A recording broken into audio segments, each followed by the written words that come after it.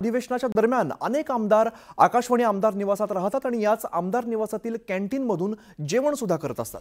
तर काल रात्री शिवसेनेचे आमदार संजय गायकवाड यांनी याच आकाशवाणी कॅन्टीनमधून जेवण मागवलं। मात्र जेवण निकृष्ट दर्जाचं निघालं आणि त्यामुळे संतप्त झालेले आमदार संजय गायकवाड यांनी कॅन्टीनमधील आचार्यांना मारहाण केल्याचा व्हिडिओ सध्या समोर आलाय।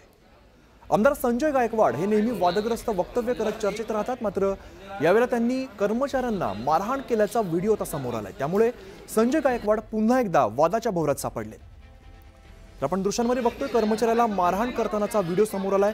निकृष्ट दर्जाचं जेवण होतं असा आरोप आमदारांनी केला आणि त्यानंतर या कर्मचाऱ्यांना बेदम अशी मारहाण करण्यात आली।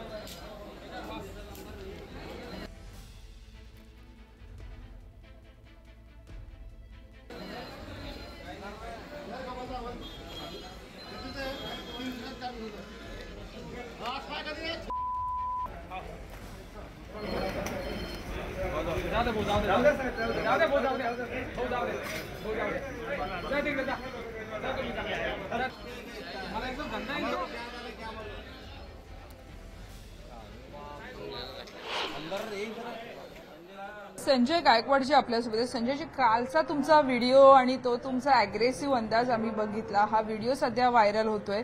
खरं तर ज्या पद्धतीचं जेवण इथे अनेक लोक अनेक वर्षांपासून खातात, त्यांच्या तक्रारी होत्या, त्या तक्रारी तुमच्या माध्यमातून समोर आलेल्या आहेत। तो व्हिडिओ आम्ही पाहिलाय आणि नेमका संपूर्ण घटनाक्रम काय होता? बघा, या आमदार निवासामध्ये मी गेल्या 5-5.5 वर्षापासून राहतो आणि मी कधी बाहेर जेवायला जात नाही। मी इथलंच जेवण या ठिकाणी घेत असतो। अनेक वेळेस त्यांनी निकृष्ट दर्जाचं शिळं 5-5, 6-6 दिवसाचं जेवण देण्याचा प्रयत्न केला। मी त्यांना समज दिली। काल रात्री 9-9:30च्या दरम्यान मी साधं वरण भात आणि चपातीची ऑर्डर त्याला केलेली। त्याने वरण भात चपाती मला आणून दिली आणि मी ते मिस करून पहिला घास खाल्ला तर मला खूप खराब वाटलं, पण मला वाटलं ठीक आहे आपण बघू, दुसरा ट्राय करू। मी दुसरा घास खाल्ला तर मला वॉमिटिंग झाली। मग मी जे वरण त्याने मी त्याचा स्मेल घेतला तर तो इतका घाणेरडा स्मेल होता की ते निकृष्ट पण नव्हतं, ते अगदी सडलेलंच कुजलेलं होतं आणि भात देखील हा फार हे होता। आणि मग मी खाली गेलो, ज्या सगळ्यांना विचारलं हे कोण केलंय, कुक कोण आहे, मॅनेजर कोण आहे। ते मॅनेजर पण माझ्याकडे आला। मी त्याला सगळ्यांना स्मेल दिला, हे बघ हे तुमचंच आहे ना, मग हे असं जेवण देता का? सगळ्यांनी स्मेल घेतल्यानंतर सांगितलं हे बहुत गंदा आहे। आणि मग मी त्याला म्हटलं या ठिकाणी सगळे आमदार राहतात, महाराष्ट्रातून शेतकरी, अधिकारी, कर्मचारी किंवा सगळे पक्षाचे कार्यकर्ते या ठिकाणी येतात, रोज 10,000 लोक इथे जेवतात।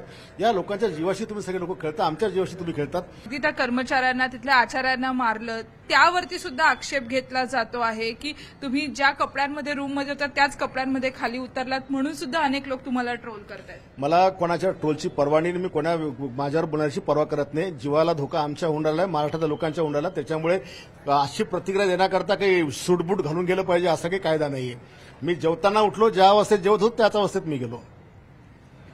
या संपूर्ण प्रकरणानंतर सरकार म्हणून तुमची कारवाईची भूमिका राहणार, कारण शिंदे सुद्धा सरकारमध्ये सहभागी आहेत।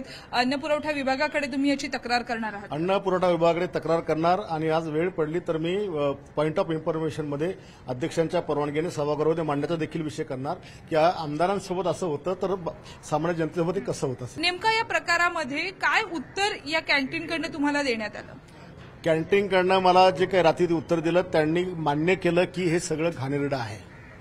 त्यांनी मान्य केलं की हे सगळं खूप घाणेरडं आहे।